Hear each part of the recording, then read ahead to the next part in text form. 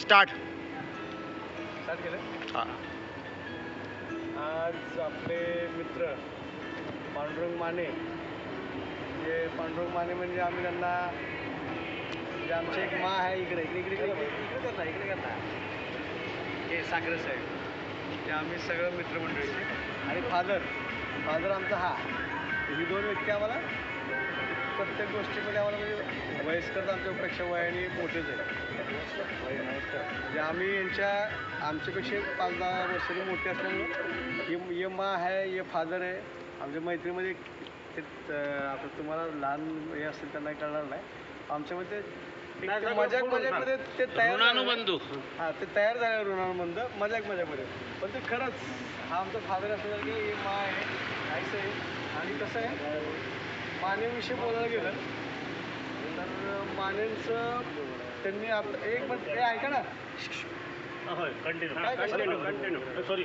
Sorry मानेविषयी सांगायला गेलं तर मानेंचं मी पूर्व जीवनचरित्र त्यांचं जे असेल त्यांच्याशी जेव्हा मी चर्चा केली, अशी मजाक तर होती, पण जेव्हा जुन्या विषयावर त्यांच्याशी चर्चा केली ना, तेव्हा त्यांचं आता आपण त्यांना सुखी बघतोय. ते दिसतंच आपलं की माने कुटुंब एवढं सुखी आहे असं. पण ह्याच्या मागची लाईफ तुम्ही बघाल ना, त्यांच्या बालपणापासूनची आतापर्यंत आता सुखी दिसतात, पण बालपणापासूनची त्यांच्या लाईफची मी विचारलं, चर्चा जेव्हा होते तेव्हा आपल्याला स्टोरी कळते. ते काही काळ आहे ना, जो त्यांचा काळ जो मजा करायचा होता, जे आपण बालपण आपल्या आई वडील नोकरीला होते त्यामुळे आपण चांगलं म्हणजे मजेत आपल्याला ते कसं कधी दुःख अनुभवायला भेटलं नाही. पण यांच्या आयुष्यामध्ये तो काळ त्यांनी दुःखामध्ये सोसलाय. पण त्यांनी सांगितलं की त्यांचे वडील एक्सपायर झाले. त्यांचे वडील हे पहिले काउन्सिलर, चेंबूरमधले नगरसेवक होते त्या काळात, पहिले काउन्सिलर काँग्रेसकडून. आणि चेंबूरचे वडिलांच्या म्हणजे नंतरचा काळ यांच्यावर पूर्ण जबाबदारी सोपली. पूर्ण म्हणजे मानेंवरची जबाबदारी म्हणजे त्यांनी घेतली. त्यांच्यापेक्षा मोठे बंधू पण होते. मानेने जबाबदारी घेतली. त्यांनी हे पण सांगितलं की त्यांची जी लहान बहीण होती, अक्षरशः लहान बहिणीला ते पाठीला बांधायचे आणि ट्रेनमध्ये काय हे करायचं तुम्ही, भाजी घेऊन ट्रेनमध्ये झोपडपट्टी भाजी विक्री पण केलेली आहे.